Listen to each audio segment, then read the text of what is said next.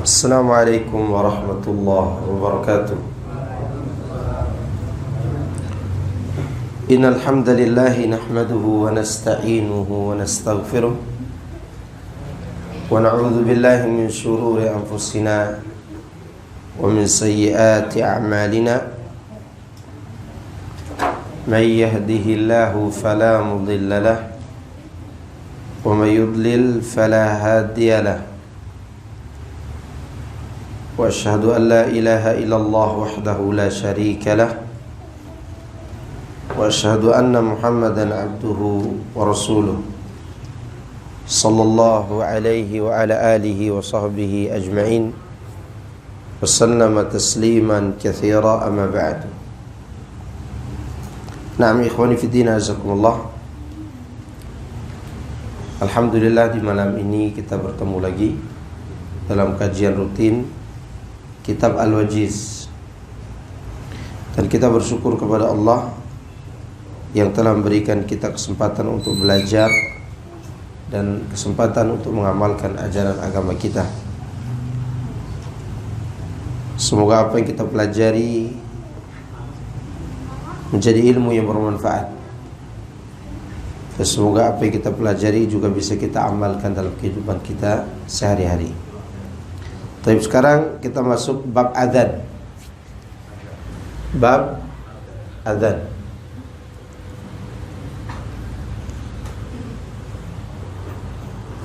Adzan adalah pemberitahuan tentang masuknya waktu sholat.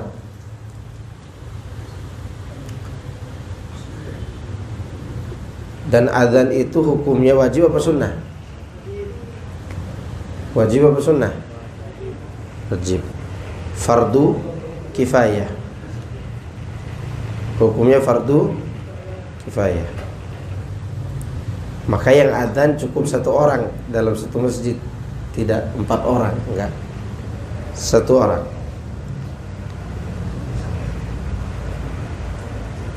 Kalau adzan itu wajib, apakah ketika orang tidak adzan mempengaruhi kesahan sholatnya? Apakah ketika, kan tadi dikatakan adzan apa? Wajib. Wajib untuk dilakukan dalam rangka mengumumkan masuknya waktu sholat. Sekarang ceritanya ada orang tidak adzan langsung sholat. Apakah sholatnya sah? Kalau dikatakan sah, kenapa? Padahal dia meninggalkan kewajiban.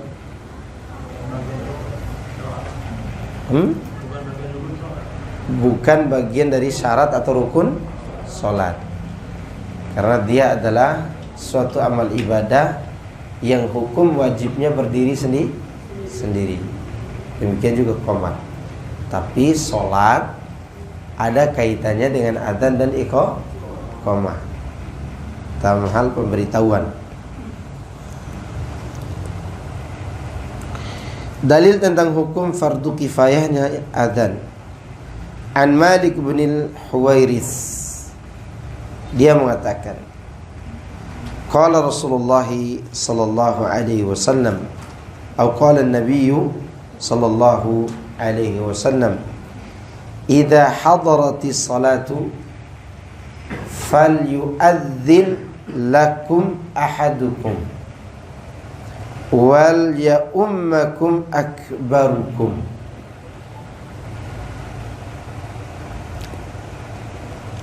Dari Malik bin Al-Huwairis bahwa Nabi sallallahu alaihi wasallam bersabda, apabila waktu sholat telah tiba, maka hendaklah salah seorang di antara kalian mengumandangkan adzan untuk kamu atau untuk kalian, dan hendaklah orang yang paling tua di antara kalian menjadi imamnya. Tua yang dimaksud di sini adalah tua dan mengerti tentang hukum imamah dan tajwid Al-Quran. Oke, kita tidak bahas masalah imam dulu. Kita bahas masalah adzan. Nabi SAW mengatakan, jika telah masuk waktu sholat, salah satu di antara kalian melakukan apa? Adzan. Ini seharusnya yang dilakukan oleh setiap tempat di mana di situ ditegakkan sholat. Hatta kita lagi safar jauh dari masjid, ya, di atas di tempat yang sunyi, maka tetap wajib adzan. Bagaimana kalau kita dalam keadaan sendirian nih? Seperti dulu ada pengembala unta yang jauh dari pemukiman, masuk waktu sholat, apakah seorang diri itu juga wajib adzan? Jawab. Wajib nggak adzan? Masalahnya dia tidak mendengar. Masalahnya dia tidak mendengar adzan. Wajib nggak dia adzan? Wajib dia adzan. Ya, wajib dia melakukan adzan. Demikian juga wajib melakukan apa? Iqamah.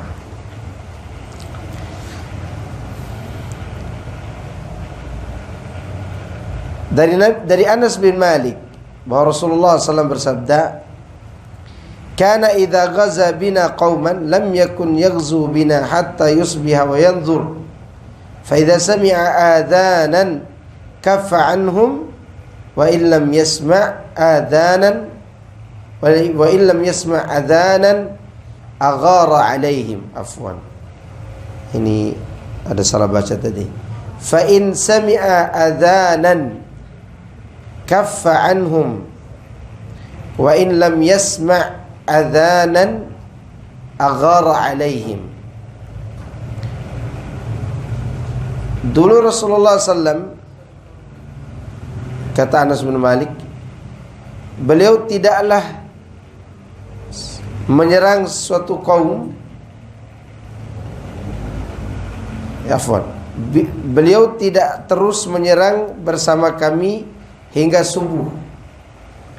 Apabila beliau memerangi suatu kaum, beliau tidak menyerang kecuali pada waktu subuh. Jika beliau pun perhatikan dulu, menunggu dulu. Jika beliau mendengar adzan, maka beliau tidak jadi memerangi mereka. Jika tidak terdengar adzan, maka beliau menyerang. Ya, beliau menyerang. Kenapa? Karena adzan adalah salah satu syiar Islam. Maka para sahabat itu kalau mereka mendengar adzan ketika berperang, mereka tidak jadi menyerang kaum itu karena mereka orang Islam. Tapi kalau tidak ada adzan, maka Rasulullah SAW menyerangnya.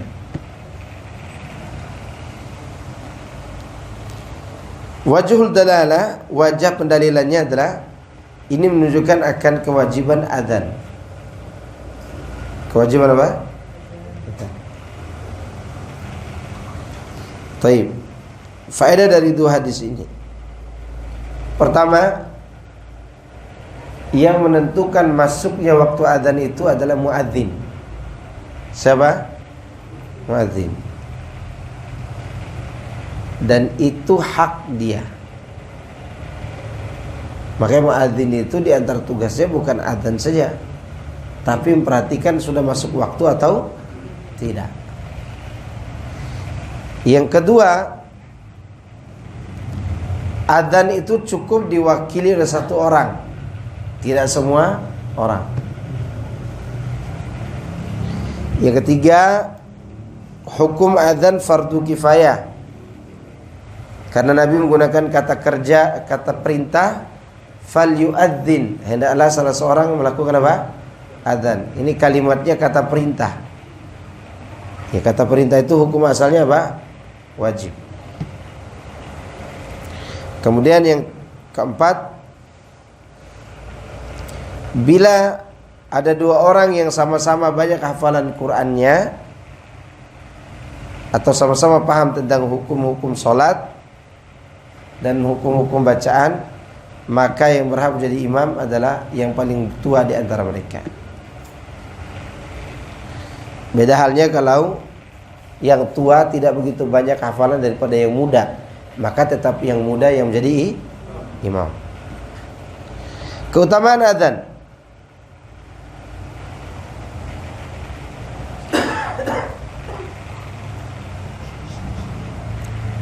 Adzan memiliki keutamaan.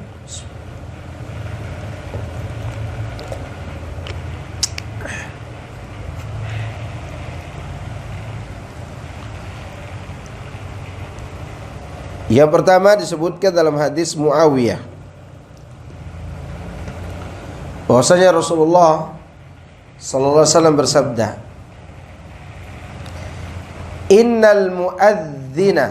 Innal muadzinina atwalun nasi a'naqan yaumal qiyamah.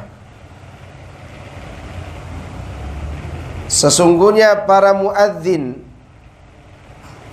mereka adalah orang-orang yang paling panjang lehernya pada hari kiamat nanti. Jadi paling panjang apa? Lehernya. Kalau antum bayangkan sekarang, ya ngeri lah, kayak burung onta bayangan antum. Ya, tapi bukan itu bayangannya. Nanti di hari kiamat baru lihat bagaimana bentuk panjang leher itu. Ya. Karena kalau kita bayangkan sekarang, nanti kayak jerapah, ya, kayak burung onta, maka tidak bisa dibayangkan. Yang jelas ini adalah sebuah keutamaan.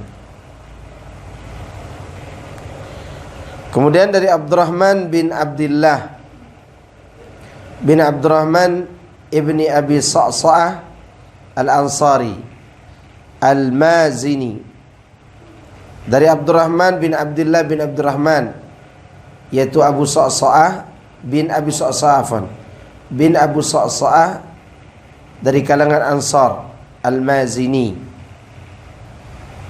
Dari bapaknya, bahwasannya bapaknya mengabarkan, anna Abu Sa'id Al-Khudri, bahwasanya Abu Sa'id Al-Khudri berkata, Inni araka tuhibbul ghanam wal badiyata, fa idza kunta fi ghanamika aw badiyatika fa'adzanta bis salah farfa'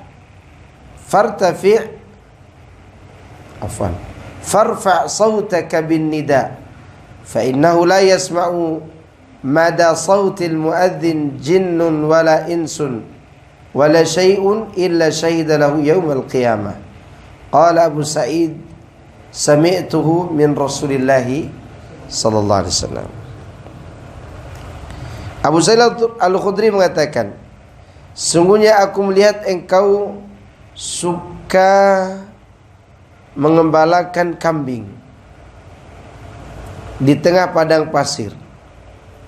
Oleh karena itu, apabila kamu berada di tengah-tengah kawanan kambingmu atau di kampungmu, lalu kamu adzan untuk sholat, maka keraskanlah suaramu. Jadi kalau kau beradzan, keraskan suaramu.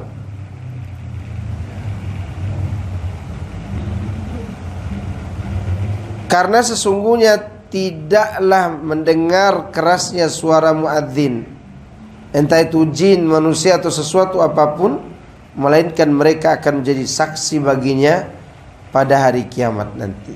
Jadi semua yang mendengar suara muadzin akan menjadi apa? Saksi untuknya. Jadi keutamaan orang yang adzan. Iya, oleh karena itu dianjurkan yang adzan itu adalah orang yang kuat suaranya. Iya. Yang menggelegar suaranya. Karena sepanjang apapun suaranya itu sampai ke suatu tempat dan didengar oleh jin, manusia ataupun binatang-binatang atau sesuatu lainnya, maka semua yang mendengar itu akan menjadi apa? Saksi. Maka dulu para sahabat itu berebut adzan, namun tetap saja yang menjadi muadzin itu Abdullah bin Umi Maktum dan Bilal bin Abi Rabah. Ya. Sifat adzan. Sifat adzan. Ya, sifat adzan kayaknya kita tidak perlu bahas karena semua orang sudah tahu. Ya. Sifat adzan. Di dalam adzan subuh ada tambahan as-salatu khairu minan naum. Apakah as-salatu khairu minan naum itu ada ketika adzan pertama di waktu subuh atau adzan kedua?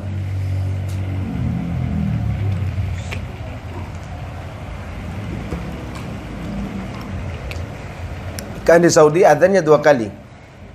Atau beberapa tempat ada adzan 2 kali. Di sini di mana adzan 2 kali? Ada di daerah Bogor. Daerah Parung ada enggak adzan 2 kali? Enggak ada. Al-Matuk ada ya. Yang lain selain itu, kalau daerah sana saya ada beberapa tempat adzan 2 kali subuh. Nah, as-salatu khairu minan naum itu di adzan subuhnya atau adzan sebelumnya. Kalau di Saudi diterapkan adzan subuh. Ya. Dan yang benar itu di adzan kedua.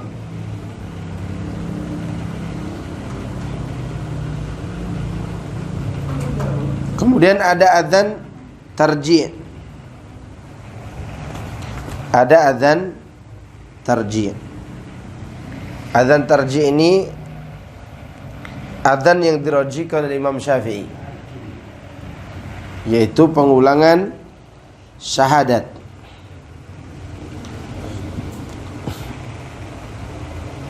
Sebagaimana disebutkan oleh Abu Mahdhurah. Dan ini adzannya Abu Mahdhurah. Beliau mengatakan, anna Nabi sallallahu alaihi wasallam 'allamahu hadzal adzan. Allahu akbar, Allahu akbar, Allahu akbar, Allahu akbar. Asyhadu an la ilaha illallah. Asyhadu an la ilaha illallah. Asyhadu anna Muhammadar Rasulullah. Asyhadu anna Muhammadar Rasulullah. Lalu diulangi lagi kalimat yang sama, 2 kalimat syahadat, tapi suara lebih tinggi. Asyhadu an la ilaha illallah. Asyhadu an la ilaha illallah. Demikian juga asyhadu anna Muhammad Rasulullah. Diulangi 2 kalimat syahadat. Ini namanya adzan apa namanya? Tarji'. Tarji' ain mati ain. Ya.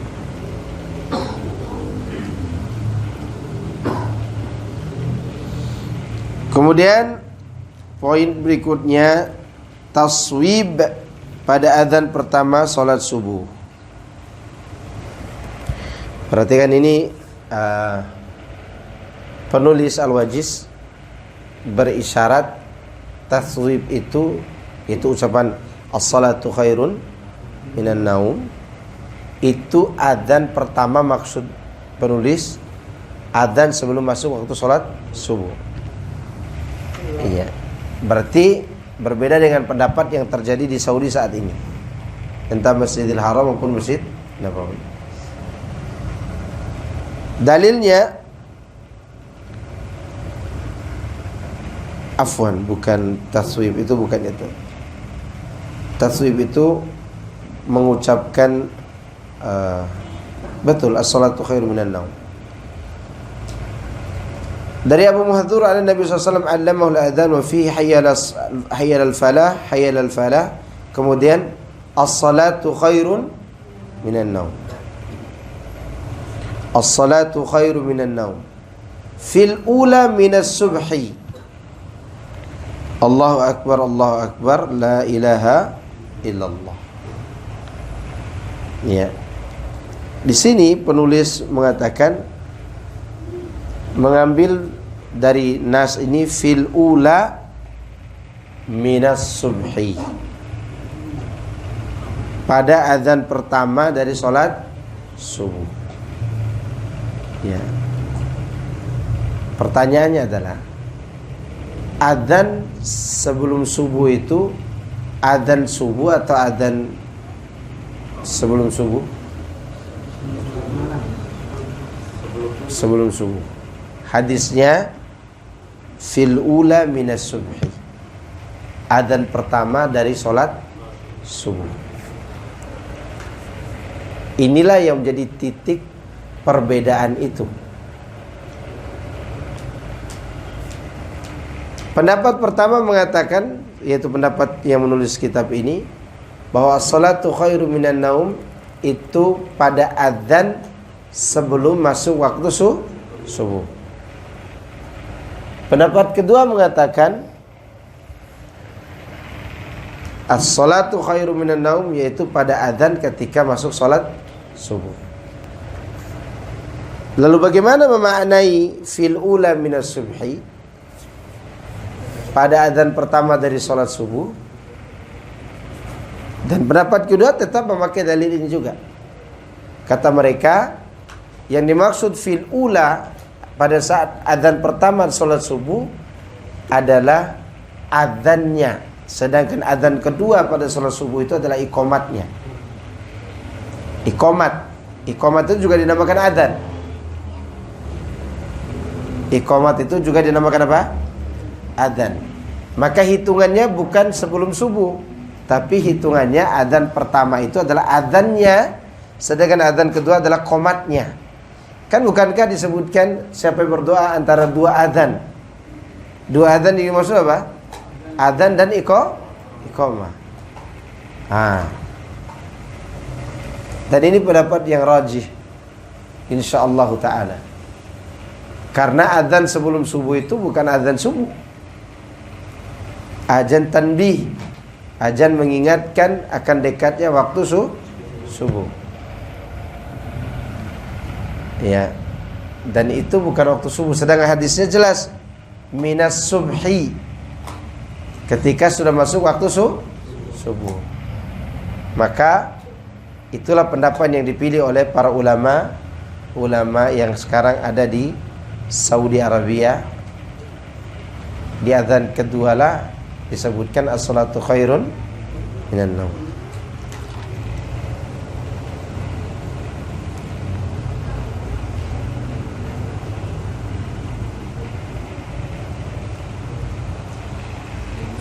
Di sini disebutkan Ibnu Ruslan berkata, ini masih dia benarkan pendapat beliau.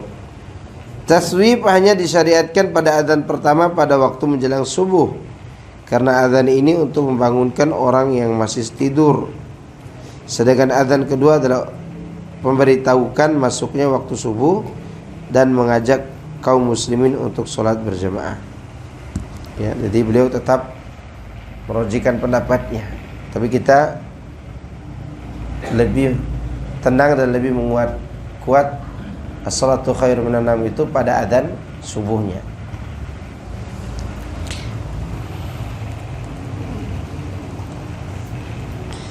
Dianjurkan adzan pada awal masuk waktu solat dan mendahulukan pada waktu subuh khususnya. Lihat. Dari Jabir bin Samurah, kana Bilalun yu'adzinu idza zalatis syamsu la yakhrumu thumma yuqimu hatta yakhruja ilaihi an-nabiy sallallahu alaihi wasallam fa idza kharaja aqama hina yarah.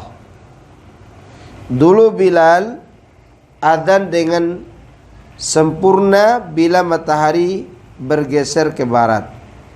Kemudian ia tidak mengumandangkan iqamah hingga Nabi SAW keluar kepadanya. Maka ketika beliau telah keluar, ia pun mengumandangkan iqamah ketika ia melihat Nabi SAW. Ya, begitu masuk waktu langsung adzan. Mengenai subuh, inna Bilalan yu'adzinu bilailin fakulu washrabu hatta yu'adzina ibnu Ummi Maktum. Bilal itu biasanya adzan di waktu malam, maka hendaklah kamu makan dan minum hingga Abdullah bin Ummi Maktum yang mengumandangkan adzan. Berarti masuk waktu subuh.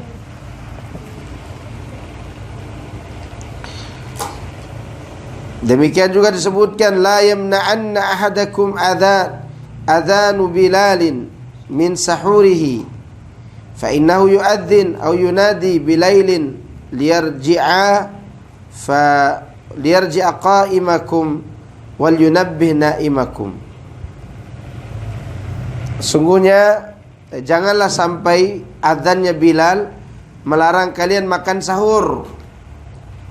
Karena sungguhnya Bilal itu memberitahu atau beliau bersabda, beliau berseru di waktu malam agar orang yang biasa bangun malam di antara kamu kembali pulang itu ke rumahnya, dan untuk membangunkan orang yang sedang tidur nyenyak di antara kamu. Jadi adzan pertama itu fungsinya untuk mengingatkan orang yang sedang sholat malam. Yang sholat malam mungkin dari jam 12 sampai mendengar adzan itu, diingatkan sebentar lagi masuk waktu subuh, agar dia berhenti sejenak sholatnya dan istirahat dulu, dan agar membangunkan orang yang belum sholat tahajud atau sholat malam. Itu fungsinya.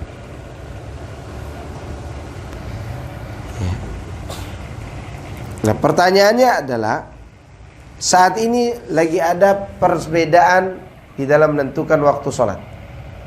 Sebagian mengatakan adzan subuh terlalu cepat ini. Ya. Sebagian mengatakan tidak.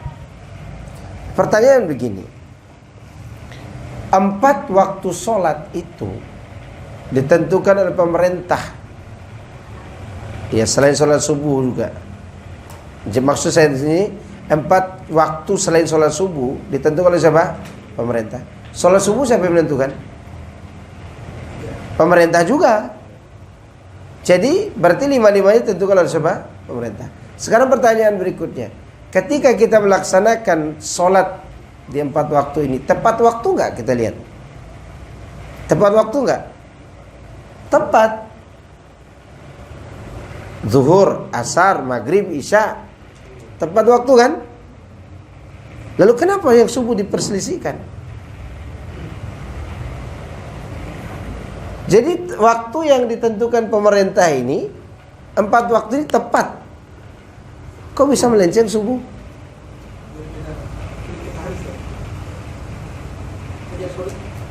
Fajar Shadiq. Enggak, ini kan juga ditentukan sama dengan ketentuan pemerintah juga kan? Menggunakan alat yang sama, satelit yang sama. Kenapa sholat subuh bisa berselisih? Itu pertanyaannya. Seharusnya kan tidak melenceng seperti maghrib, isya, zuhur dan asar itu. Ini menunjukkan bahwa perbedaan ini murni ijtihad para ustadz. Tidak ada yang bisa menerangkan dengan sejelas-jelasnya kenapa sholat subuh diperselisihkan. Maka kalau begitu kondisinya, kita kembali kepada hukum asalnya, bahwa apa yang ditentukan oleh pemerintah dari waktu itu insya Allah tidak melenceng. Ya, tidak melenceng.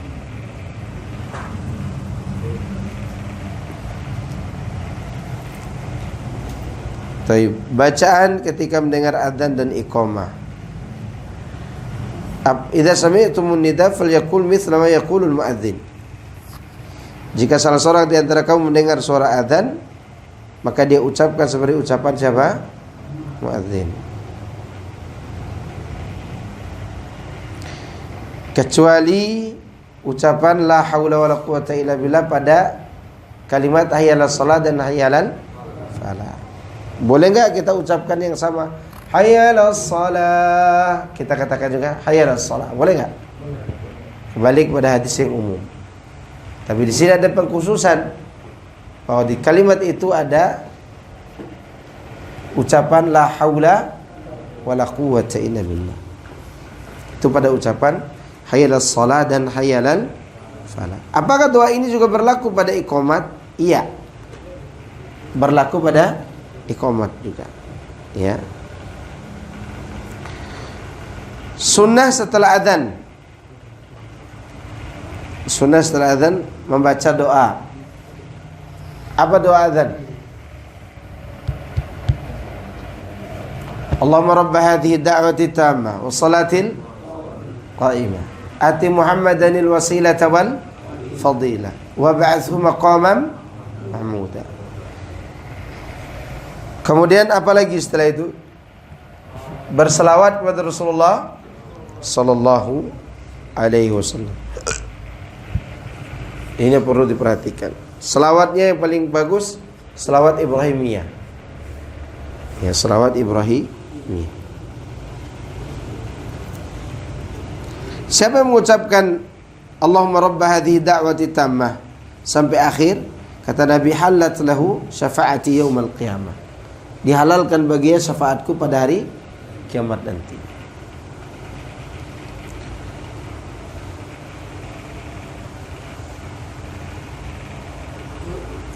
Kemudian dari Anas bahwa Rasulullah sallallahu alaihi wasallam bersabda, ad-du'a la yuraddu bainal adzan wal iqamah. Doa yang tidak ditolak oleh Allah adalah doa yang dipanjatkan antara adzan dan iqamah. Ini juga termasuk keutamaan waktu adzan dan iqamah. Beberapa hal yang dianjurkan untuk muadzin.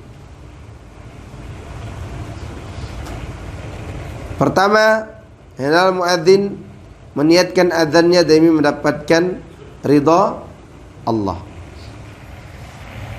Ya, demi mendapatkan ridha Allah Subhanahu wa taala.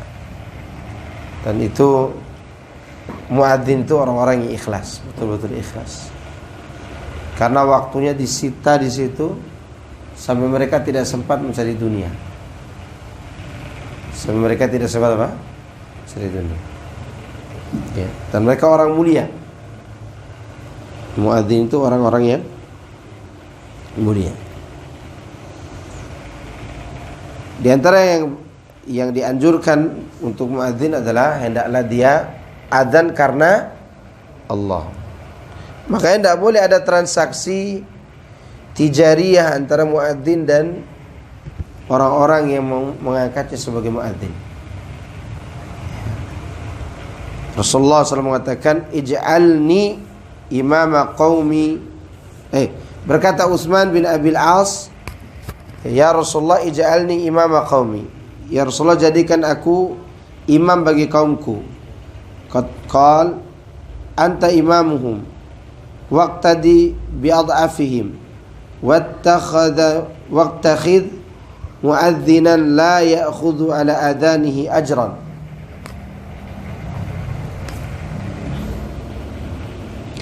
Kata Rasulullah, engkaulah imamnya, yaitu kata beliau kepada Utsman bin Abil As, jadikanlah orang yang paling lemah di antara mereka sebagai ukuran panjangnya bacaan, maksudnya begitu. Ya. Dan angkatlah muadzin yang tidak mengambil upah dari adzannya. Jadi ini salah satu ibadah yang tidak boleh ambil apa? Upah. Ya, tidak boleh ambil upah. Makanya orang muadzin itu diberikan kemuliaan nanti di hari kiamat. Karena banyak hal yang dia tinggalkan di dunia. Muadzin yang sebenarnya, muadzin yang betul-betul tulus, dia betul-betul menjadi ahli akhirat. Jadi apa? Ahli akhirat. Kecuali kalau dia diberikan oleh pihak ketiga sebagai bayar waktunya. Karena dia berada di situ dibayar waktunya, bukan karena adzannya. Karena adzannya tidak bisa dihargai. Yang kedua, hendaklah dia bersuci. Muadzinnya hendaklah dia bersuci. Ini hukumnya sunnah. 3, hendaklah ia berdiri menghadap kiblat.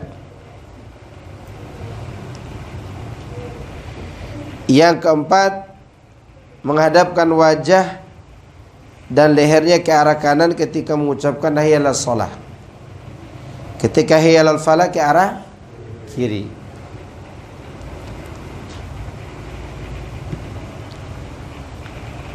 Yang kelima, sungguhnya memasukkan jari ke dalam telinga, karena ada pernyataan Abu Juhaifah, aku melihat Bilal melakukan adzan dan beliau pun membuat bundaran di tangannya, lalu beliau memasukkan apa? Jari di telinganya. Begini. Ya. Kemudian yang keenam, mengeraskan suara. Ini paling penting nih, mengeraskan apa? Suara. Makanya yang adzan tuh yang suaranya keras. Ya, yang suaranya apa? Keras. Adzan tuh jangan lemot. Allahu Akbar, Allahu Akbar. Itu tidak sesuai sunnah. Iya. Ada yang datang mau marah. Ya. Urusannya di situ. Karena yang adzan itu sejatinya suaranya apa? Lantang. Baik, ada pertanyaan? Tadi apakah doa Allahumma rabbah pertama itu dikhususkan antara adzan dan iqamah, atau boleh berdoa dengan doa-doa yang lain? Itu ibadah waktu adzan saja. Ibadah waktu apa? Adzan. Kan kadang-kadang kan waktunya lama ya, misalkan adzan subuh dengan iqamah ya, itu bisa sampai 10 menit tuh kalau waktunya Wallahu alam. Rasulullah menganjurkannya setelah adzan. Setelah mendengar apa? Adzan. Ya, maksud saya doanya apakah doanya cuma Allahumma rabbah atau boleh doa-doa yang lain? Ya boleh lah, doa apa aja. Berdoa apa aja. Itu yang antum maksud. Anak kira doa itu dimasukkan ke doa di saat waktu lain. Ya, kalau itu yang antum maksud, doa apa aja antara adzan dan iqamah. Ya. Karena itu karena itu doa yang tidak ditolak oleh Allah Subhanahu wa taala. Doa yang tidak ditolak oleh Allah, doa antara adzan dan iqamah. Dan doa itu bagi yang angkat tangan. Bagi yang tidak juga tidak mengapa. Doanya tidak angkat tangan. Sebagian ulama mengatakan doa antara adzan dan iqamah tidak perlu angkat tangan. Alasannya apa? Para sahabat tidak pernah melakukannya. Tak ada riwayat dari para sahabat. Mereka doa antara adzan dan iqamah dengan angkat tangan. Itu alasan sebagian ulama. Tapi pendapat yang masyhur, ya boleh angkat tangan. Tidak ada juga yang saya Allah malu tidak menjawab. Iya, Allah malu menolak tangan orang yang mengangkat kedua tangannya. Itu dalil mereka yang mengangkat tangan itu. Tapi bagi ulama yang mengatakan tidak angkat tangan di antara adzan dan iqamah, beralasan itu untuk doa yang umum. Adapun doa yang ada waktu dan dibatasi oleh waktu itu butuh dapat contoh langsung cara-caranya. Misalnya waktu Jumat, imamnya doanya begini. Ya. Cuma kalau doa begini saat ini dilihat oleh para paslon jadi bahaya nih. Ini bahaya ini. Ini kan doa dari Nabi SAW cara angkat tangan. Atau begini nanti. Rabbana taqabbal minna. Mana jarinya ini? Takut diangkat. Ya. Iya kan, itu untuk jadi masalah lain tuh. Iya, sekarang aneh ya. Dan tidak boleh lagi selfie aja, tidak boleh begini. Atau seorang ustadz khutbah, mungkin suatu hari nanti akan ditegurin. Padahal sunnah. Angkat tangan ketika minta hujan, begini. Angkat tangan sami Allahu liman hamidah, begini. Ya, angkat tangan doa secara umum begini. Ya. Apakah antara adzan dan iqamah dan angkat tangan? Sebagian mereka yang betul-betul kuat pegangannya dengan hadis mengatakan tunggu ada riwayat enggak dari para sahabat melakukannya. Kalau tidak ada doanya tidak perlu angkat tangan. Ya, saya kira tidak masalah juga angkat tangan. Tapi saya lebih banyak tidak angkat tangan kalau lagi doa antara adzan dan iqamah. Kalau kita lagi mendoakan jenazah itu kita itu sebaiknya mengangkat tangan diam aja di tangan kita di bawah gitu. Kapan? Saat kita mendoakan jenazah sesuai di makam itu kan kita disuruh berdoa di bawah. Angkat tangan? Tidak apa-apa. Iya. Ada lagi? Bagaimana dengan marbot atau imam yang dikasih upah ya? Dikasih upah. Kalau dia tidak menuntut tidak masalah. Kalau orangnya tidak menuntut tidak masalah. Arti seperti kerajaan Saudi memberi gaji kepada muadzin, itu tidak masalah. Masalah itu kalau terjadi transaksi jual beli jasa. Transaksi jual beli apa? Jasa. Ada transaksi jual beli jasa yang bersifat ibadah yang dibolehkan. Pertama, ibadahnya itu bersifat fardu kifayah, apalagi sunnah, tidak fardu ain. Yang kedua, ibadahnya tersebut muta'addi. Muta'addi itu yang memberi upah, dia dapat terkenai sesuatu manfaat ilmiah. Seperti misalnya orang mengajarkan tajwid, a i u ba, semua ikut a i u ba, cara pengucapan hamzah misalnya. Ini kan ada ilmu yang disalurkan, yang diajarkan. Ini namanya ibadah muta'addi. Taib. Bagaimana yang tidak muta'addi, yang tidak terkenai orang ilmunya, yang mana pada biasanya ibadah ini dapat pahala sendiri saja. Contoh Quran dibaca, anak bacaannya Alhamdulillahi Rabbil Alamin sampai akhir. Ya, dan hanya baca, nggak ada yang anak ajarkan kepada antum bagaimana cara baca dan seterusnya. Ini pahala buat anak saja. Pahala buat siapa? Anak sendiri. Dan manfaatnya buat anak sendiri. Antum tidak dapat manfaat ilmunya. Arti ilmu yang bisa diterapkan. Maka di saat itu tidak boleh ngambil upah. Sama seperti sholat jenazah. Jenazah, antum lagi ngajarin mayit apa cari pahala di situ? Cari pahala, meskipun ada manfaat buat mayit secara maknawi, tapi manfaat secara zahir enggak ada. Dalam artian dia mendapat ilmu dari apa yang kita lakukan itu, karena boleh ambil upah. Sama seperti adzan. Adzan itu pahalanya buat siapa? Buat dia melakukan adzan. Dan dia tidak sedang mengajarkan orang ilmu, dia sedang beribadah dengan ibadah yang murni ibadah. Nah, kalau ibadahnya itu suatu ajaran agama yang kita ajarkan dan itu ada yang dikenai manfaat ilmunya, maka boleh mengambil upah.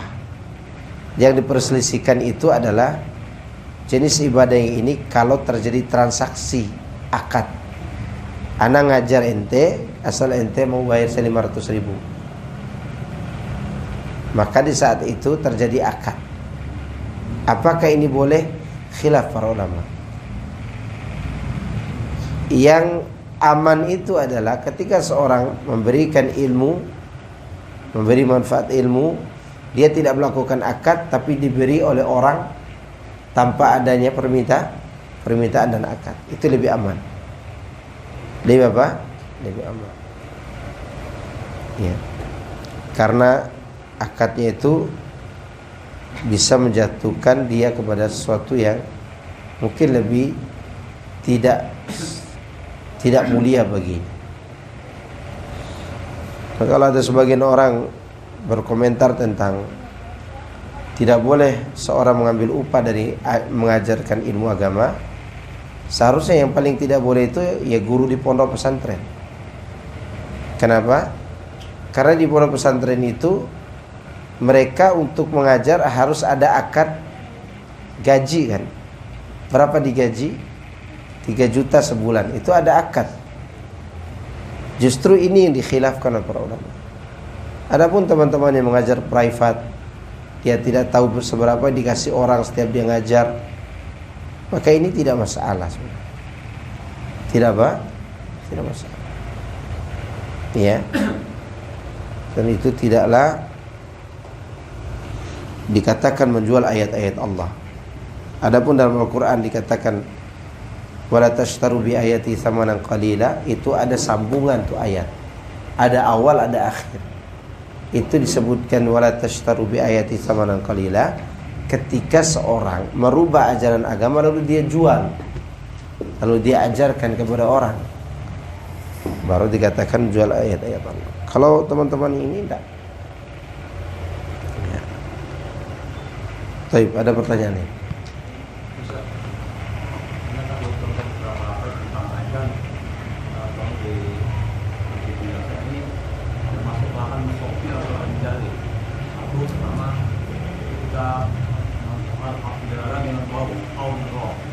Tidak boleh. Allah itu tidak boleh.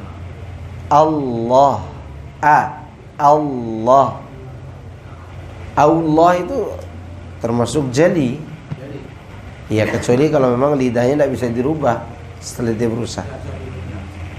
Allah.